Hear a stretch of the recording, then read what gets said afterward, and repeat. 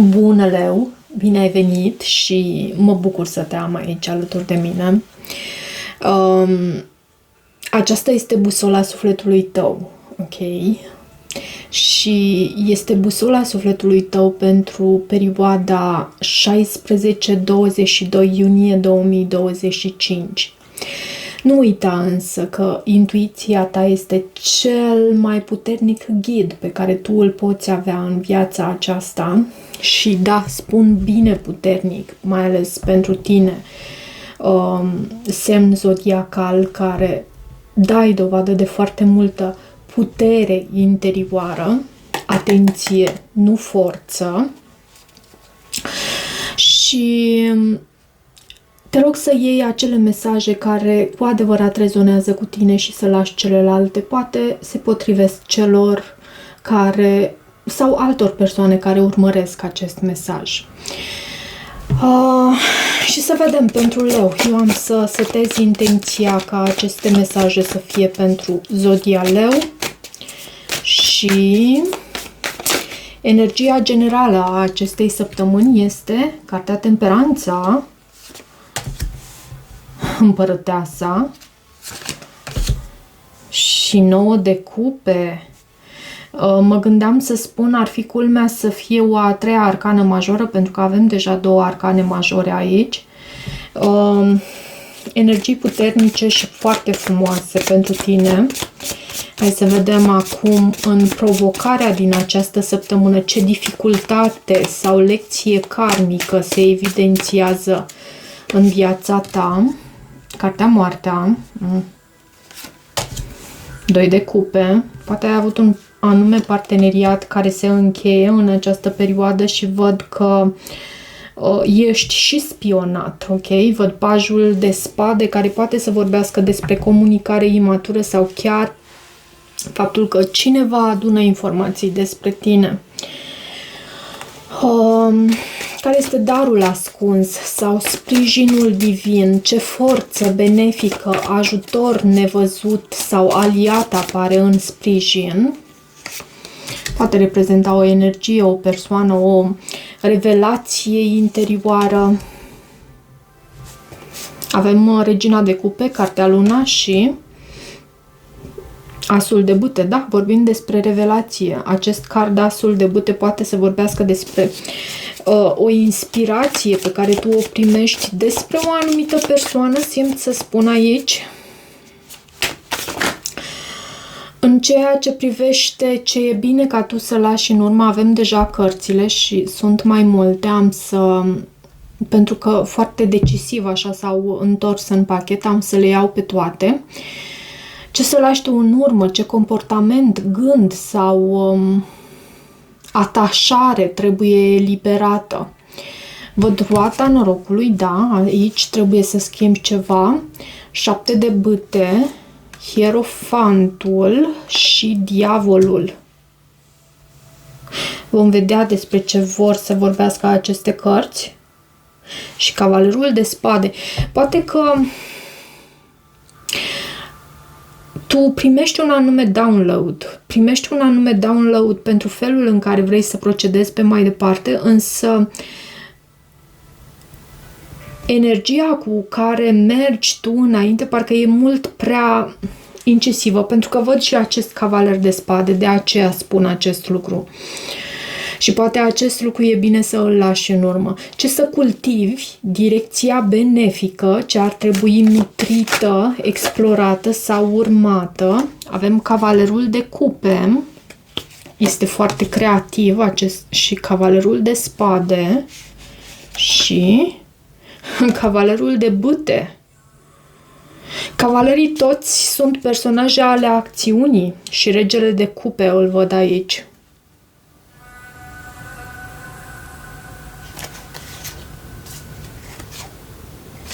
Ok, hai să vedem. Chiar sunt curioasă să clarific aici. În ceea ce privește tema relațională sau emoțională, ce se întâmplă în sfera inimii, în relații, în ceea ce privește poate vindecarea ta emoțională, ce avem aici. Regina de Monede, 7 de cupe și steaua. Ok, și la baza pachetului avem energia ta, regele de bâte, ești în energia ta masculină foarte puternic aici, dar o persoană care inspiră, o persoană care îi inspiră pe cei din jur, pe ceilalți să îl urmeze prin comportamentul său, prin energia sa, prin motivația de care dă dovadă, prin magnetismul și șarmul și nu doar șarmul, cred că este o persoană, acest rege de bâte, care dă dovadă de multă putere interioară și curaj și da, ești în energia ta masculină aici și văd că lași în urmă ceva ce a fost dezamăgitor în trecut. Ok, asta nici nu îmi doresc atât de mult să discutăm despre lucrurile dezamăgitoare din trecut, dar își au și acestea rolul lor și începem cu energia generală a săptămânii. Temperanța, împărăteasa 9 de cupe. E o săptămână extrem de benefică pentru tine, pentru vindecare, pentru creștere, pentru abundență, pentru a-ți îndeplini o anumită dorință. Ce dorință îți împlinești tu aici? Sau nu, mai degrabă, uite, am să încep cu acest card temperanța. Ce este cu acest card temperanța aici? Regele de bâte te reprezintă pe tine. Poți să ai de a face cu un săgetător sau un alt semn de foc, un leu ca și tine sau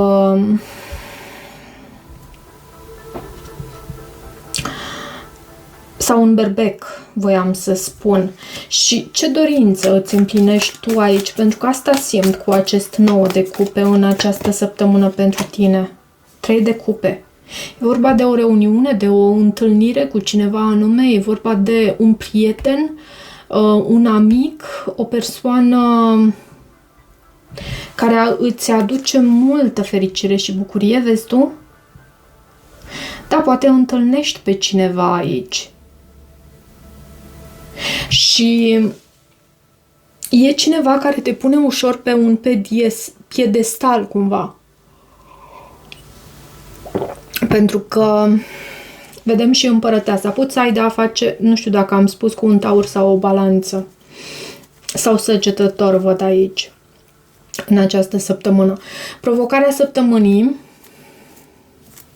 Ce dificultate sau lecție karmică se evidențiază cu acest card, moartea, și am vorbit puțin. Eu cred că închei un anume parteneriat aici sau un parteneriat se transformă și cineva adună foarte multe informații pe margine, așa. Ce este cu... Ce provocare avem aici pentru tine? Mai spunem câteva lucruri despre această provocare din această săptămână pentru Zodia Leu. E vorba despre poate chiar o sumă de bani, poate chiar un nou început, dar e ceva prea mult aici. Și poți să ai de a face cu, văd o dinamică între un semn de aer și un semn de apă aici. Comunicare. Nu, provocarea eu cred că o reprezintă transformarea sau chiar încheierea unei anumite relații din viața ta și, repet, nu poate fi, adică nu că nu poate fi vorba și despre persoana iubită, dar este vorba despre tu formezi parteneriate unul la unul cu mai multe persoane. Sunt prieteni apropiați ție, sunt membri ai familiei care sunt, nu știu, poate sunt nevoiți să plece într-o altă țară sau orice alte contexte de genul acesta. În sprijinul divin sau darul ascuns, ce forță benefică, ajutor nevăzut sau aliat apare în sprijin, avem această carte Regina de Cupe și cartea Luna și avem și Asul de Bâte. Dar cum am spus, eu cred că aici tu primești o anumită inspirație. Și Asul de Cupe a venit invers. Cumva s-a întors în pachet și a venit invers. Poate este vorba despre aceeași persoană de aici, cu care tu de fapt nu ai un nou început, însă acest lucru reprezintă o binecuvântare pentru tine. Faptul că nu ai acest nou început și poate fi vorba despre o energie feminină într-un semn de apă. Rac, Pești sau chiar Scorpion. Și văd și 2 de spade care vorbește despre a bloca ceva anume, despre a încheia ceva anume. Da, despre a încheia ceva anume. Ce să lași tu în urmă? Ce comportament, gând sau atașament trebuie eliberat? Roata norocului, 7 de bâte, Hierofantul, Diavolul. Ce e necesar ca tu să-l lași în urmă? E necesară o schimbare de atitudine, cred eu, aici la tine și cred că ține de faptul că poate chiar și orgoliul, dar n-aș merge chiar până acolo. Ce să lași tu în urmă? Pajul de bâte. Și e și ceva toxic, vezi tu? Poate fi vorba despre o instituție, despre un consilier, un profesor, o persoană care aduce toxicitate aici, în viața ta. Poate fi aceeași persoană, mă repet, pentru tine. E ceva cu provocare în ceea ce privește relațiile pentru tine în această săptămână și e posibil ca o anumită relație cu cineva anume, cu care tu ai sau în care tu ai investit, pentru moment va trebui să o lași în urmă. Și e și provocarea din această săptămână. Ce să cultivi? Direcția benefică pentru tine. Avem Cavalerul de Cupe, Cavalerul de Spade, Cavalerul de Bâte. Păi, cavalerii toți acționează. Dacă ar fi să acționează, comunică și dacă ar fi să vedem diferențele între cele 3 energii ale acestor 3 cavaleri pentru a aduce un plus de informații aici în ceea ce tu trebuie să cultivi. Cred că sunt laturi pe care tu trebuie să le cultivi la tine și Cavalerul de Cupe este creativ, romantic, comunică foarte plăcut, are o comunicare foarte armonioasă și chiar și în felul în care se mișcă, dă dovadă de multă armonie, de multă îmi venea să spun împlinire, posibil. Cavalerul de Spade este personajul acela care acționează foarte rapid, transmite adevărul, poate nu își face cel mai bun plan, însă acționează în direcția a ceea ce își face un anume plan totuși și acționează impetuos, foarte rapid, spune adevărul, așa cum lucrurile stau, poate reprezenta și o oportunitate importantă din viața ta care poate să apară aici în această perioadă și văd și Cavalerul de Bâte.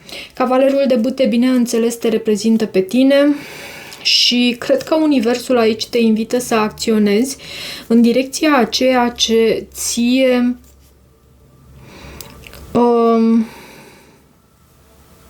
îți stârnește interesul. Pentru că acest cavaler de bâte vine și cu aventură, vine și e ceva bun, ok? E în ceea ce tu e bine să cultivi în această perioadă, în această săptămână. Ce avem aici? De ce aceste cărți? Avem Magicianul, 3 de monede, Asul de Cupe. Magicianul creează. Magicianul colaborează, comunică și văd și Regele de Bâte aici. Poți să ai de-a face cu mai multe persoane aici în această perioadă și e o perioadă în afara faptului că aici lași o relație în urmă sau o transformi, e o perioadă în care intri în contact cu multe persoane, poate chiar mai tinere. Cavalerii sunt persoane adulte, dar mai tinere, și văd că manifesti cu inima deschisă. Poate chiar, așa cum am spus, o colaborare.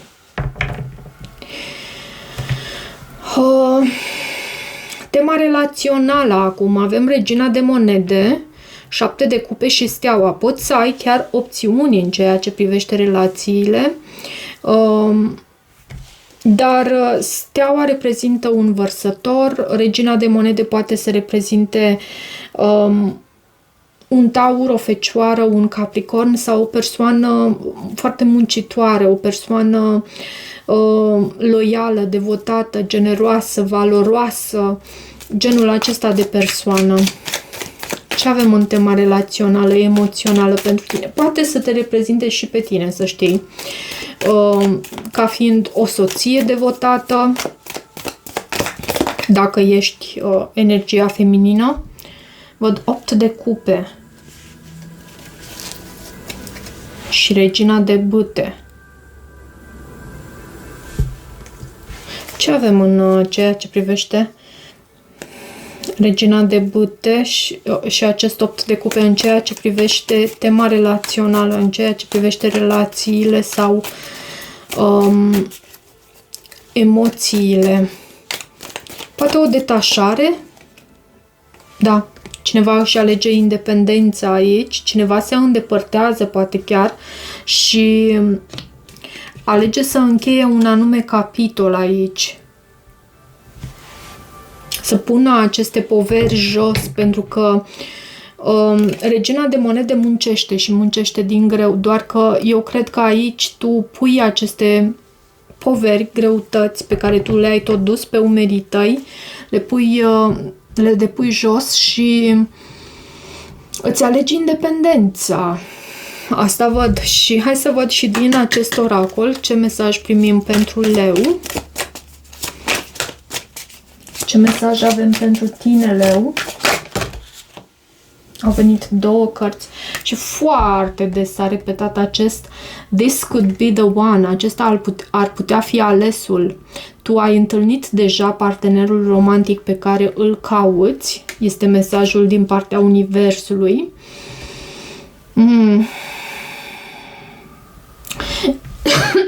Scuze. Dar există și o dragoste neîmpărtășită aici.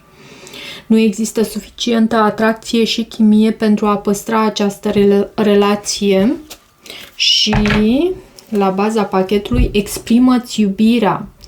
Mergi și fă acel gest romantic pe care tu ești ghidat să îl faci. Ok, am să extrag și un mesaj din partea acestui oracol, din partea ghizilor tăi spirituali, să vedem și să formulăm și o afirmație pentru tine, pentru această săptămână. Care este afirmația potrivită pentru... Uite, acest card chiar vrea, e insistent. Chiar vrea să... Sunt 2.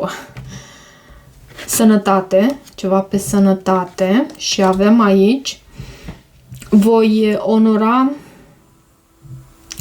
vasul fizic care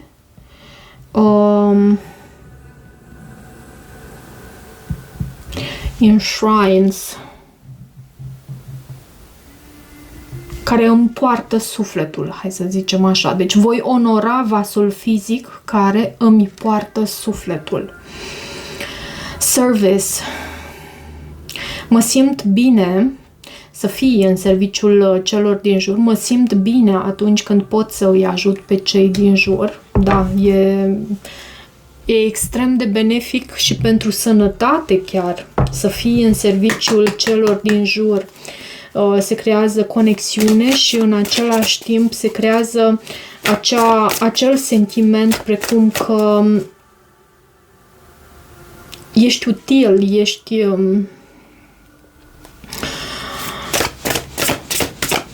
Ești aici cu un rost în această lume.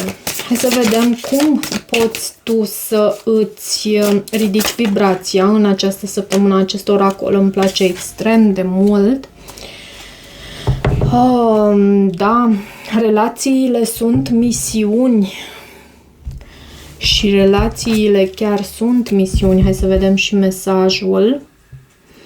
La pagina 122, însumat 5. 5-ul este, bineînțeles, cifra schimbării.